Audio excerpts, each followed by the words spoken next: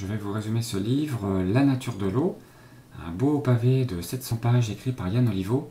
Et si on compte d'ailleurs les annexes téléchargeables, on est à presque 1000 pages.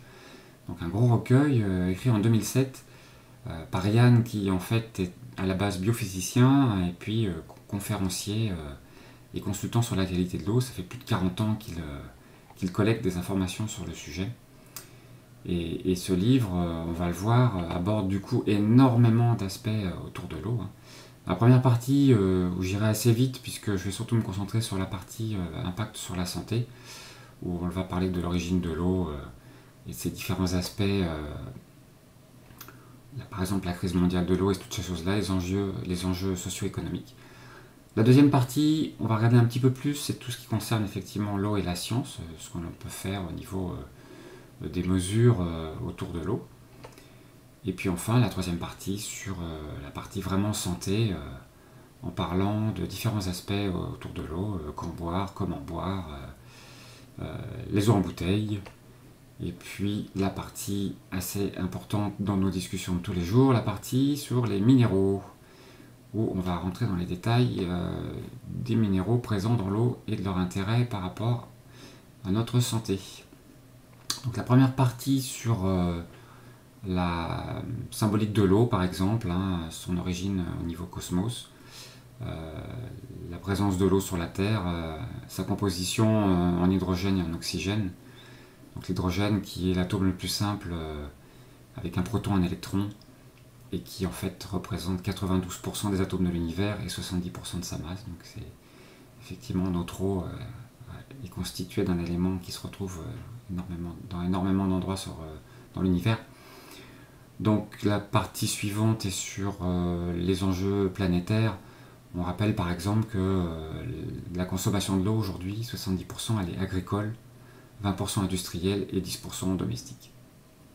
Au passage, plus d'1 milliard d'habitants n'ont pas accès à l'eau potable, ça c'était en 2007, bien sûr tout ce qui va être dit ici date de 2007, mais c'est un chiffre important et on parle bien d'eau potable cette fois-ci et les enjeux sanitaires sont vraiment importants puisque l'eau insalubre c'était la première cause de mortalité sur la planète et la cause principale de cette insalubrité c'est l'activité humaine. L'eau en bouteille par contre avait une croissance de plus de 10% par an à l'époque, un marché mondial qui était évalué à 34 milliards d'euros en 2003, dont 1,25 pour la France. Donc les bouteilles plastiques dans le monde, c'était 2,7 millions de tonnes de plastique, ce qui représente plus d'1 million de barils de pétrole par an, et en rappelant qu'il faut 500 ans pour se dégrader et que son incinération, en fait, c'est dioxines et métaux lourds relâchés dans l'air. On sait que par exemple en France, il n'y avait que 10-12% des bouteilles qui étaient recyclées. Voilà, et on voit l'enjeu du coup des bouteilles en plastique. Et 1 litre d'eau en bouteille, la consommation induite en perte dans le réseau d'embouteillage, le lavage, la production, le transport, c'est 50 litres.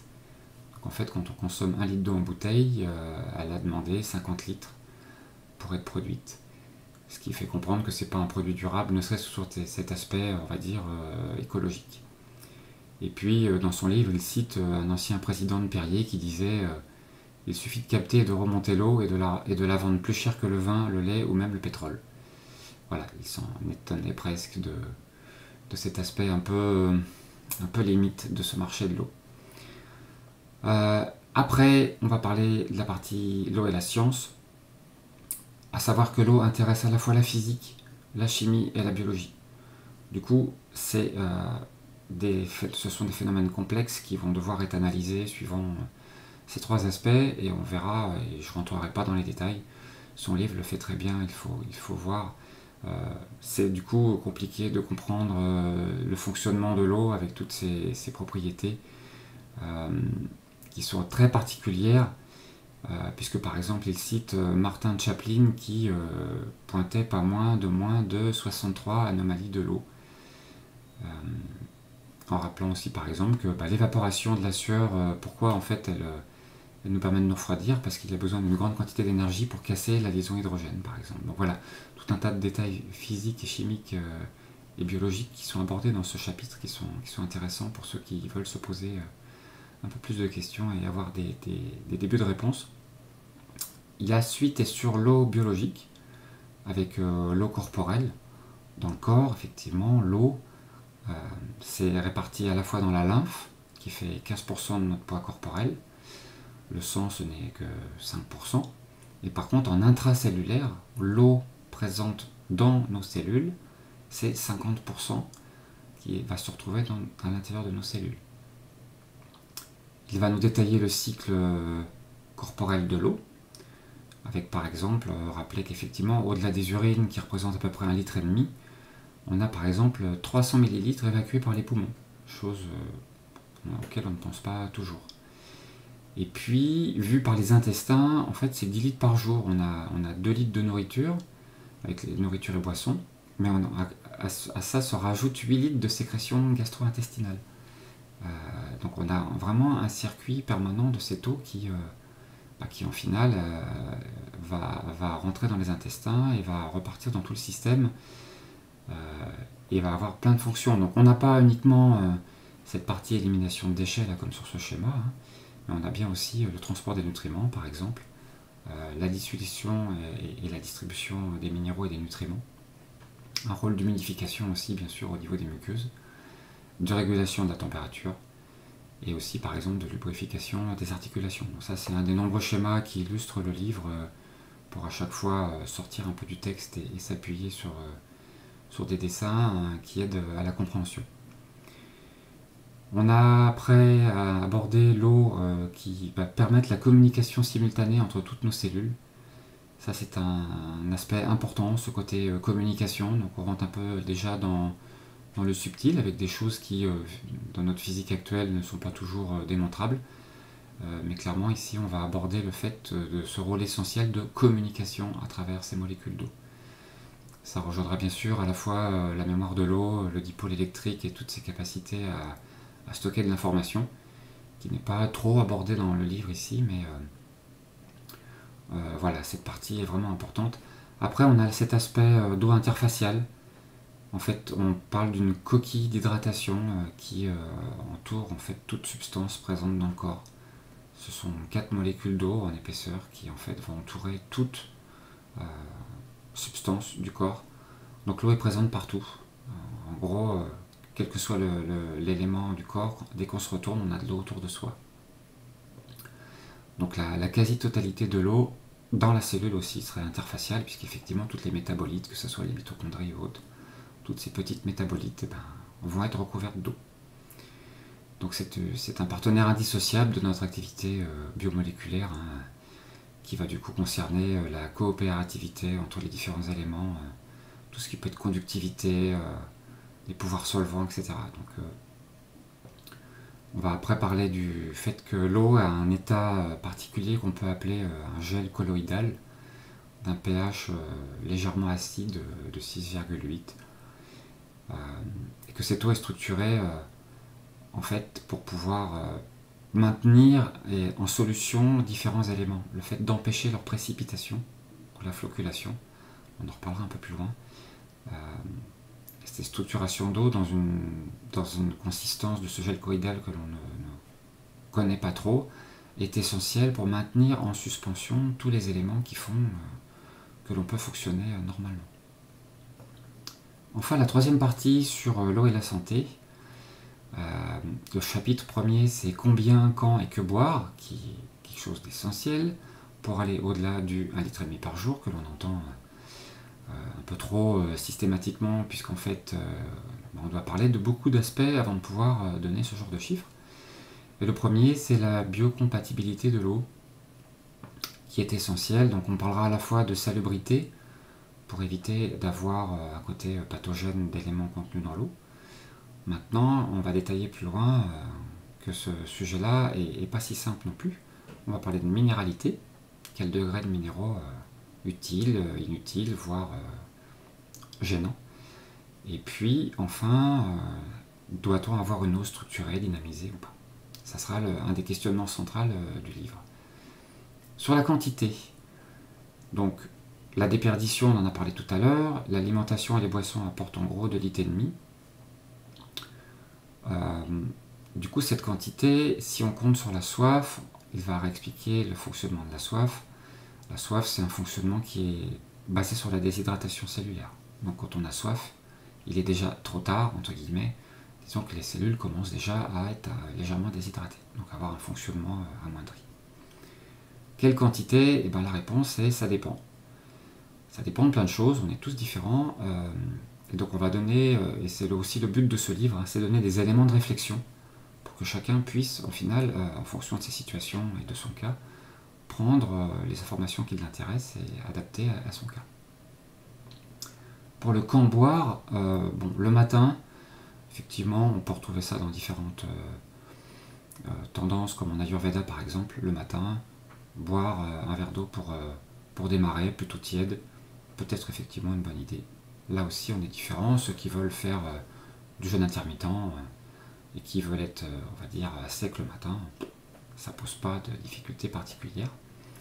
Dans les principes généraux, c'est plutôt 20 minutes avant les repas, et puis attendre 1 à 3 heures après les repas pour limiter la dilution des sucs gastriques.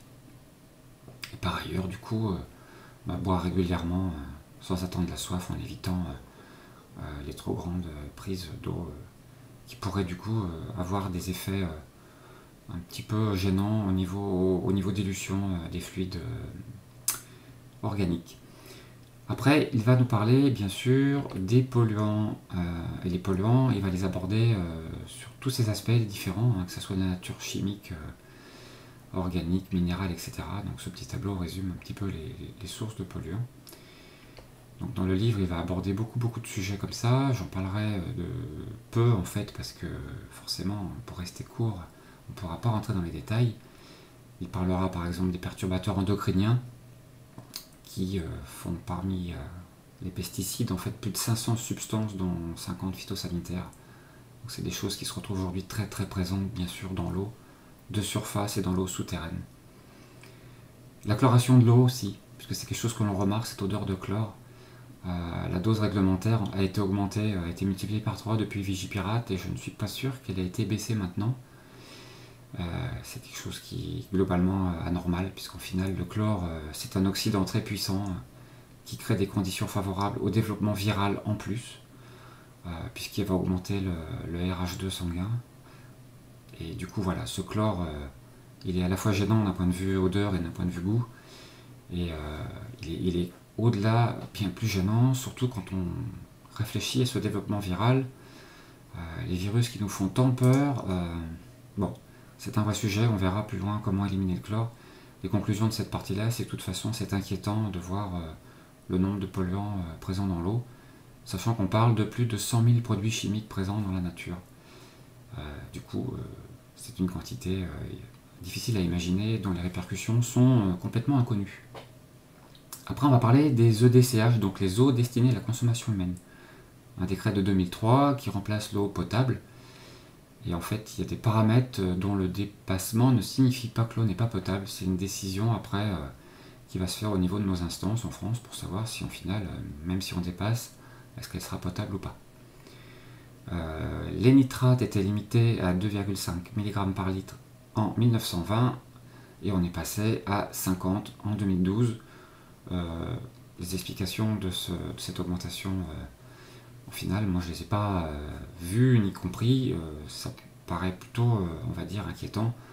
Par ailleurs, c'est vrai que des fois on dit que l'eau est rendue potable par décret, mais bon, en tout cas, les conclusions sur ce chapitre, c'est que quand on parle de potabilité, tous ces aspects-là, on en parle uniquement d'une eau qui ne porte pas atteinte à la santé, et ça ne signifie pas bonne à boire, puisqu'en final, ce qui va compter, c'est l'hydratation cellulaire. Et tous nos textes réglementaires se concentrent sur le fait de il ne faut pas trop de polluants pour que ça porte pas trop atteinte à la santé.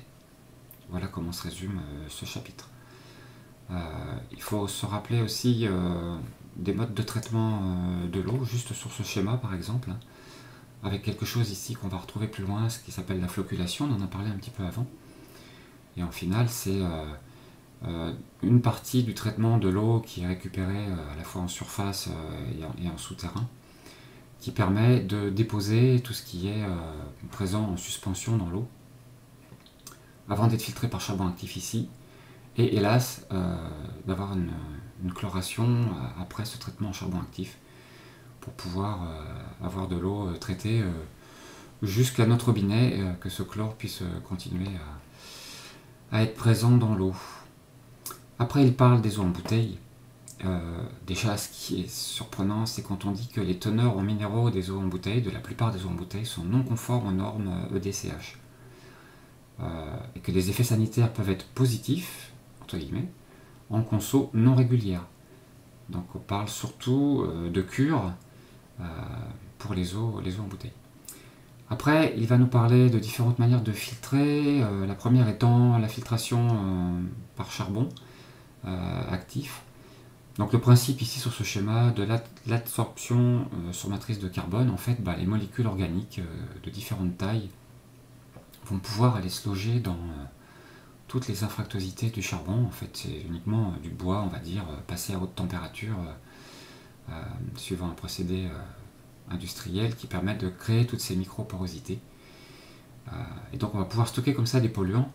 Bien sûr, ce qui est gênant, c'est que quand tout ça s'est plein, il y a un phénomène de relargage.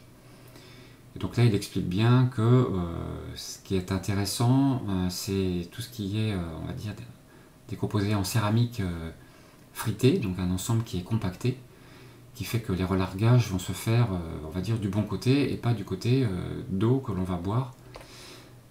Par exemple, des cartouches, des carafes filtrantes avec des cartouches et des billes, ont ce gros inconvénient, c'est que les billes, quand elles vont relarguer, ça va être dans la partie de l'eau qu'on va pouvoir boire. D'où l'intérêt de changer très souvent ces filtres, puisqu'au final, non seulement elles ne filtreront plus au bout d'un moment, mais surtout elles vont relarguer une partie de ce qu'elles vont avoir stocké, ce qui du coup sera très gênant. Il nous parle après de l'osmose. Donc pour faire court, l'osmose, on a une membrane très fine, puisque c'est en fait la plus grande finesse de filtration. Et avec une pression, on va utiliser les différences de densité minérale présentes dans les deux liquides pour récupérer une eau très pure. Donc c'est un procédé qui a différents inconvénients, puisqu'en gros on va perdre 1 litre d'eau pour 1 litre récupéré, ça c'est pour les plus performants.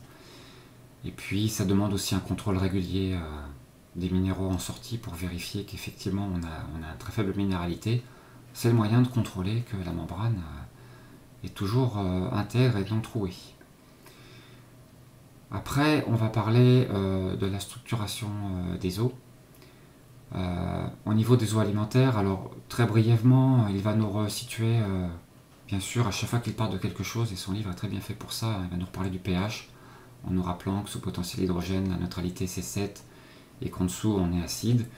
Il va nous parler du RH2, là aussi en définissant bien ce que c'est, avec une neutralité à 28, et donc préférer une eau inférieure à 28, puisqu'on sera plutôt dans un milieu réducteur, éviter du coup d'être dans une partie oxydante.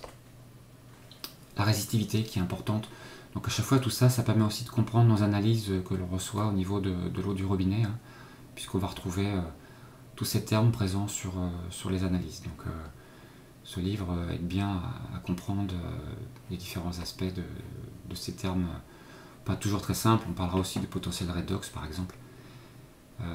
Et puis un aspect intéressant aussi, la quantification de Vincent, qui permet de compiler en fait tous les différents termes, et puis d'avoir de manière assez simple de pouvoir positionner les eaux pour savoir si elles sont favorables à la santé ou pas. Et ce petit schéma aussi par exemple qui situe la partie pH ici et RH2. Au final, les eaux intéressantes pour la consommation qui sont plutôt situées à cet endroit-là. Voilà. Après, une des conclusions, c'est que ce liquide vraiment idéal pour l'hydratation cellulaire, c'est de l'eau pure.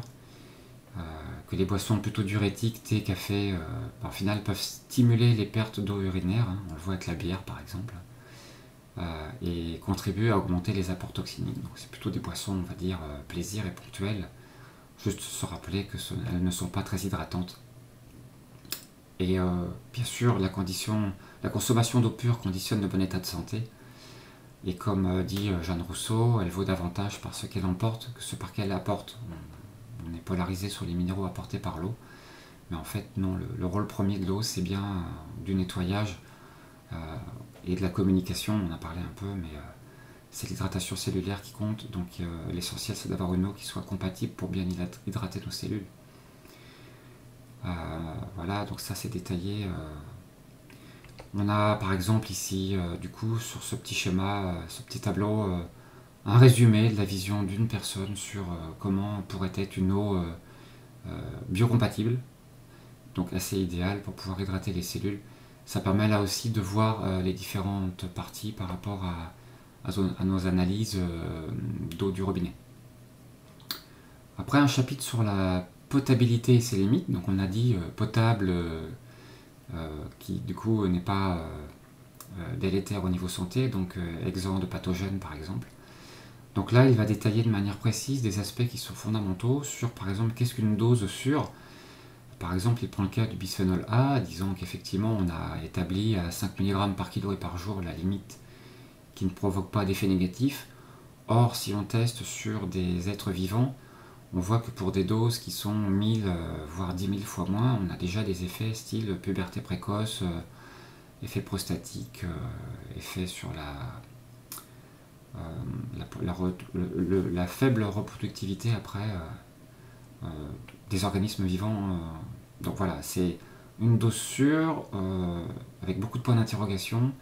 Les chiffres que l'on a fixés, ce ne sont pas d'effets négatifs mesurables de manière, on va dire, flagrante. Et les microdoses, du coup, sont très importantes.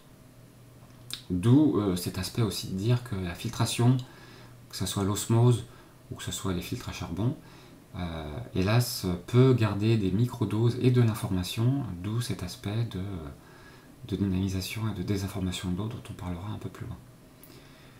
Le deuxième aspect, c'est l'effet cocktail qu'il va détailler assez fortement aussi, en démontrant avec différentes études qu'au final, cet effet cocktail, comme on n'étudie qu'un produit à la fois, et dès qu'on va rajouter des produits à un produit testé, c'est même pas un effet additif, c'est souvent un effet combiné, donc qui ira bien au-delà de l'addition des simples tests faits individuellement. Donc ça c'est vraiment inquiétant. On parlait des 100 000 produits, c'est bien évident qu'on ne peut pas avoir testé toutes les combinatoires de 10, 20, 100 produits ensemble. Donc on n'a aucune idée des effets sur notre santé, des polluants que l'on peut aujourd'hui trouver dans notre eau, qu'elle soit du robinet ou en bouteille, puisque l'eau en bouteille en fait ne doit avoir aucun traitement. Donc elle est contrôlée, mais elle est livrée, on va dire, telle qu'elle. Donc justement, quand on parle des minéraux dans l'eau maintenant, on va parler du coup des eaux en bouteille, puisque c'est l'argument premier, les minéraux dans notre eau. Donc évidemment, c'est un sujet complexe et très controversé, puisqu'il y a des enjeux financiers énormes. Il faut savoir que, en quelques mots, l'eau minérale mise en bouteille, ces minéraux vont devenir inorganiques très rapidement en fait. On va avoir ce phénomène de flocculation et ce phénomène de tous ces ions qui vont devenir du coup inorganiques et qui vont précipiter au fond et qui en fait ne seront plus assimilables. Ils vont plutôt devenir des charges que des bénéfices pour l'organisme. Donc il va redétailler l'aspect des végétaux autotrophes qui peuvent traiter les minéraux du sol, et nous qui devons nous appuyer plutôt sur soit des végétaux, soit des aliments animaux pour pouvoir profiter des minéraux. Donc ça c'est bien détaillé dans le livre. On parlera bien aussi de l'état des reins par exemple. Donc c'est là où on voit que ça dépend et qu'on est tous différents et que du coup le taux de minéraux que l'on peut accepter, même en parlant de minéraux assimilables, va dépendre par exemple de l'état de nos reins. Donc l'impact sanitaire des eaux minérales, typiquement le département californien des affaires consuméristes dit que l'eau fortement minéralisée est associée à des formations de calcul dans le système urinaire. Donc là je vais faire court aussi, il y a beaucoup de choses qui sont détaillées sur l'effet des minéraux sur la santé. Globalement, l'eau telle qu'elle est livrée, soit au robinet ou en bouteille, a une présence de minéraux qui sont plutôt négatifs que positifs. Par exemple, la position de l'OMS, c'est que, si je lis tel que c'est marqué dans le livre, Absence de quelconque bénéfice sanitaire à consommer des eaux minérales. Bénéfice jamais sérieusement prouvé. Il parle par ailleurs de l'eau de pluie qui est consommée depuis longtemps sans impact sur la santé. J'en reparlerai un peu plus tard. Donc la biodisponibilité des minéraux va dépendre de l'absorption intestinale. Donc, on va du coup s'intéresser à tout ce qui est microbiote et intestin. Sachant que par exemple, si la nourriture contient trop de phytates, eh bien, on va avoir des minéraux qui seront précipités et qui ne pourront plus passer la barrière intestinale et qui ne feront que passer. Donc là encore, quel type d'alimentation on a pour savoir comment on assimilera les minéraux. Donc, ce qui est du coup essentiel à comprendre, bien sûr, c'est que nos minéraux sont apportés par les fruits et les légumes. Voilà, et c'est pas l'eau, le rôle de l'eau n'est pas d'apporter les minéraux. Il pointe une curiosité quand même, c'est qu'au final on recommande de boire des eaux minérales alors qu'elles sont considérées comme médicinales et thérapeutiques. Il faut savoir que au griffon, comme on dit, à la sortie directement pour les cures thermales, ce sont des cures de 21 jours maximum.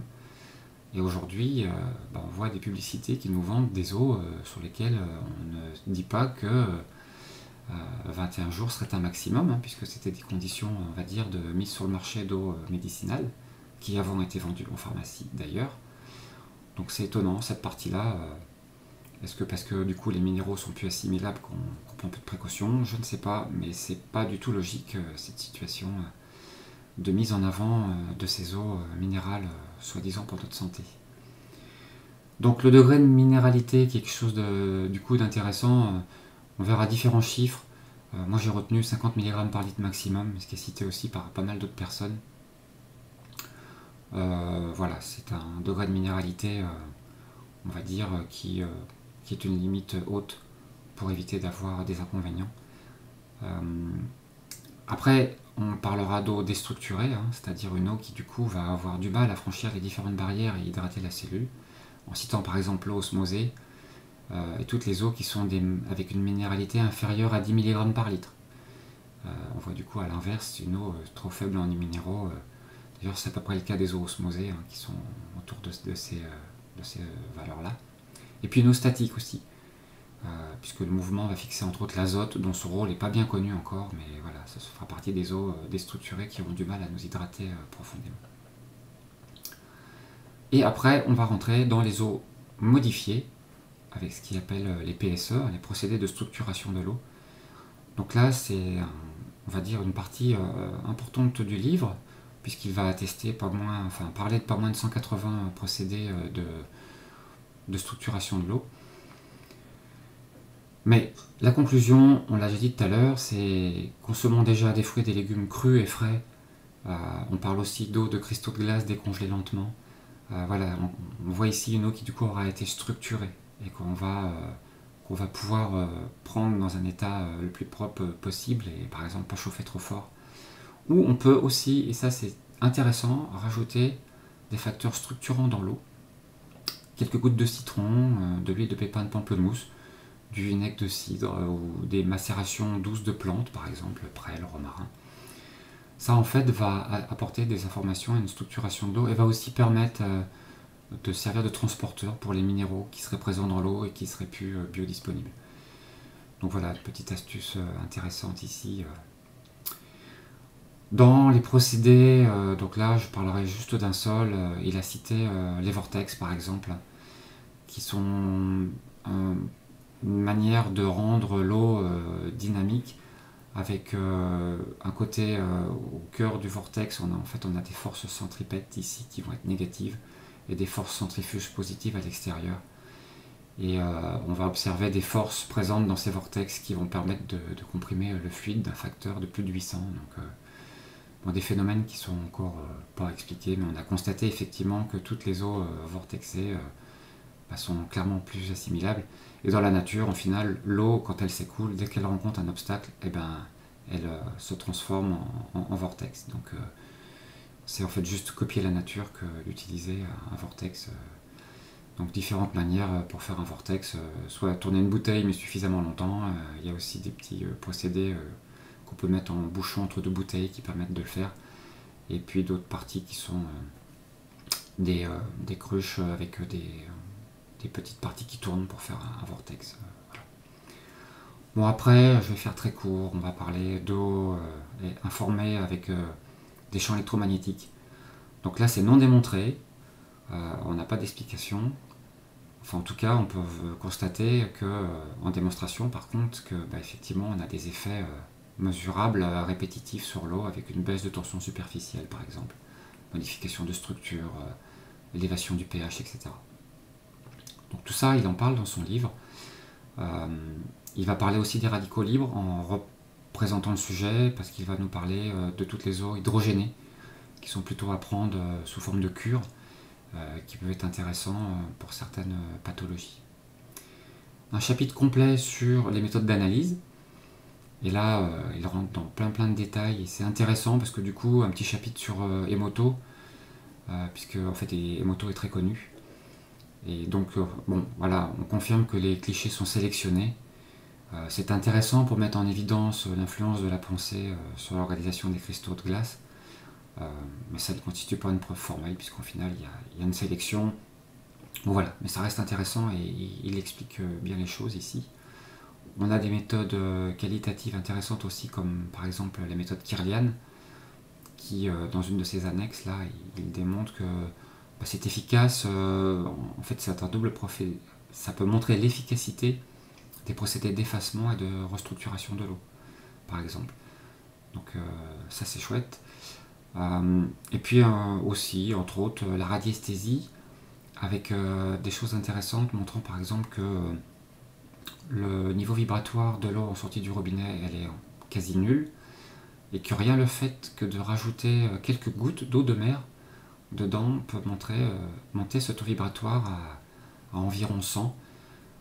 Si on parle de l'eau osmosée, c'est pareil, son taux vibratoire en sortie, elle est nulle. Et 2 gouttes d'eau de mer vont le remonter à 50 par exemple. Donc notion intéressante à se rappeler aussi, cette eau de mer dont on parlera un peu plus loin aussi, qui peut avoir un intérêt pour les apports minéraux, peut aussi avoir un intérêt pour redonner de l'information à de l'eau déstructurée. Bon, sa conclusion sur ce chapitre, c'est qu'aucune méthode isolée ne peut rendre compte de la structure de l'eau ou de sa qualité, et que voilà, c'est difficile de pouvoir confirmer parmi toutes les méthodes celles qui sont vraiment très utiles ou pas. Il met en avant l'eau Marcel Violet, qui en fait est celle qui a eu le plus large champ d'expérimentation. Mais voilà, après ça sera aussi du ressenti de tout un chacun. Pour ma part, moi je retiens la partie vortex, qui est quelque chose d'assez naturel et d'assez présent. Mais bon, c'est un sujet vraiment complexe qui, du coup, dans ce livre, va vous permettre de vous donner une opinion personnelle, on va dire. Alors, l'eau est-elle un nutricament, par exemple? C'est une question qu'il pose à la fin de son livre, en citant qu'effectivement, côté médecine, l'eau est abordée pendant quelques heures seulement. Il réinsiste bien en disant que une eau potable, c'est une eau qui ne nuit pas à la santé, et c'est différent d'une eau salubre, qui est plutôt une eau qui contribue à la santé. Donc dans ses conclusions sur quelle eau boire, c'est un choix personnel. Dans son livre, il donne des éléments de réflexion. Je donnerai mes conclusions personnelles juste après. Il insiste bien pour dire qu'il y a 2 catégories d'eau modifiée. Il y a celle pour la consommation quotidienne, qui peuvent entretenir et accompagner la santé. Ce que je pense est le cas d'une eau vortexée, d'une eau qui du coup va être dynamisée comme peut l'être celle des rivières. Et puis la deuxième catégorie, c'est l'eau qui ont des pouvoirs thérapeutiques, et du coup là qui devraient être utilisées sous forme de cure, parce qu'elles sont volontairement déséquilibrées. Donc là, dès qu'on parle de cure, c'est 2-3 semaines. Donc parfois on va avoir des allégations sur une eau très antioxydante, etc. Ok, très bien, ça peut être très intéressant.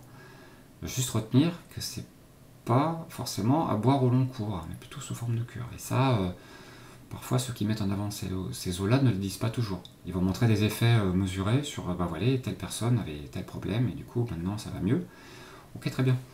Mais c'est une durée limitée dans le temps, ça c'est vraiment important. Donc sa conclusion, c'est on est tous différents, mais déjà on peut éliminer l'eau du robinet, clairement, et les eaux en bouteille. L'eau osmosée reste idéale, surtout si c'est une eau osmosée qui est issue de l'eau de pluie. Après, toutes les eaux filtrées avec des filtres à charbon compactés, donc pas tout ce qui est charbon en bille, puisque la partie relargage est trop importante. Donc les filtres, surtout les filtres en deux parties, la partie où on met de l'eau avec le filtre à charbon et l'eau propre est récupérée en bas. S'il y a relargage, c'est fait que dans la partie haute, donc il n'y a pas d'impact sur l'eau filtrée. Donc voilà ce qu'il met en avant, en concluant que l'eau reste aquacomplexe, hein. Il y a encore beaucoup de choses à chercher. D'ailleurs, Yann, j'étais en contact avec lui par téléphone de temps en temps, et il dit bien qu'il a une envie de mettre à jour son livre, parce qu'on continue d'apprendre des choses, et c'est bien normal.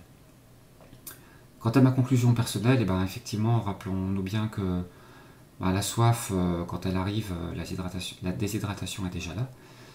Donc l'apport alimentaire, du coup, peut déjà être largement suffisante, hein, quand on mange beaucoup de fruits, beaucoup de légumes, hein. Donc un peu d'eau en dehors peut compléter ça. Donc tout va dépendre par rapport au litre et demi dont on parle, de ce que l'on mange par ailleurs. Et que l'on n'oublie pas que l'on parle de l'hydratation intracellulaire, et c'est là-dessus que l'on doit se concentrer. J'ai bien aimé aussi son affirmation sur la bioamplification, hein, qui est le fait que l'on accumule des polluants au fur et à mesure de la chaîne alimentaire. Et il dit que l'on doit plus craindre d'ingérer de gros animaux que les éléments naturels de base. En citant par exemple l'eau de mer, où parfois on dit oui, mais elle aussi elle est polluée. Bien sûr qu'elle est polluée, mais elle est polluée, on va dire, de manière basique et pas encore bio-amplifiée. Ou encore les légumes du jardin, etc., quoi. Donc, comme beaucoup de sujets, effectivement, il faut des adaptations individuelles qui peuvent vraiment amener à se poser des questions et voir toutes mes autres vidéos par ailleurs sur comment on se situe tel que l'on est, nous, individus, quels sont nos stress, quelles sont nos alimentations, etc. Donc effectivement, l'eau osmosée, c'est l'eau la plus pure, mais c'est celle qui est la plus dévitalisée. Et les filtres céramiques à charbon compactés, c'est la solution que moi j'ai retenue, qui effectivement est la plus efficace, surtout en utilisant de l'eau de pluie, puisque l'eau de pluie, elle est quand même globalement moins polluée que l'eau souterraine, même à travers notre distribution de réseau. Et puis bien sûr, un peu d'eau de mer dedans, ou un peu plus d'eau de mer. Donc dans son livre, il parlait de l'eau de Quinton, en disant tous les apports minéraux intéressants, puisque tous les minéraux sont présents et que vraiment c'est utile. Donc quelques gouttes d'eau d'eau de mer pour réinformer un peu d'une eau filtrée, c'est chouette, parce que du coup, il n'y a pas de goût, il n'y a pas de risque par rapport aux polluants. Et puis voilà, sinon les minéraux, hein, on a bien compris, c'est plus de méfaits avec les calculs, etc., quand ils sont mal gérés. Donc on peut oublier les minéraux présents dans l'eau. Et par contre, ne pas oublier ceux des légumes peu cuits, crus de temps en temps, ou souvent, et puis bio le plus possible pour avoir une présence de minéraux intéressants. Et donc voilà, les cures courtes sur des eaux minérales, hein, boire une eau très minéralisée pour telle ou telle raison, pourquoi pas, mais c'est des durées courtes, hein. Voilà, et puis du coup un vortex, ça reste une solution intéressante pour pouvoir dynamiser l'eau et la rendre un peu biodisponible. Voilà pour le résumé de ce livre.